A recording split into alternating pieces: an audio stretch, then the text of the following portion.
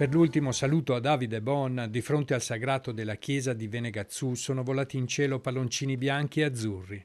La vita continua, che sei. Tra le note della canzone Anima fragile di Vasco, gli amici non sono riusciti a trattenere le lacrime, con loro il fratello Luca, la fidanzata Elisa, i genitori e i parenti. Tutti in cerchio per salutare il diciottenne che lo scorso lunedì ha perso la vita in un incidente stradale a Montebelluna mentre stava rientrando a casa per pranzo dopo aver terminato il suo turno di lavoro in un'officina.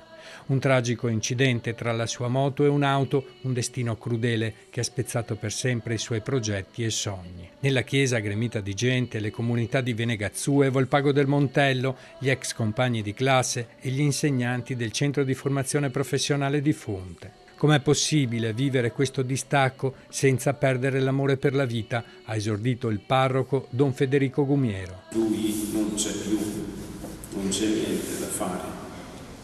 E allora diventa decisivo chiederci com'è possibile per noi tutti, ma soprattutto per voi, cari genitori, di Davide, vivere questo distacco senza perdere l'amore per la vita. Siamo qui per non lasciarci sommergere dall'angoscia.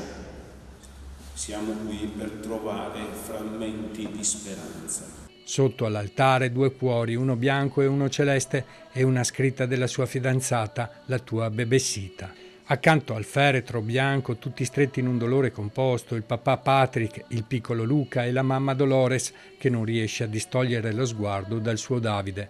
Insieme a te è volato in cielo un pezzo del nostro cuore. Un ragazzo buono che cercava più la mediazione che lo scontro, come lo ricordano alcuni suoi insegnanti, che ci rimetteva del proprio per non creare rotture o tensioni, come lo ricordano i suoi genitori, attaccato alla famiglia, sempre pronto a servire, ad aiutare.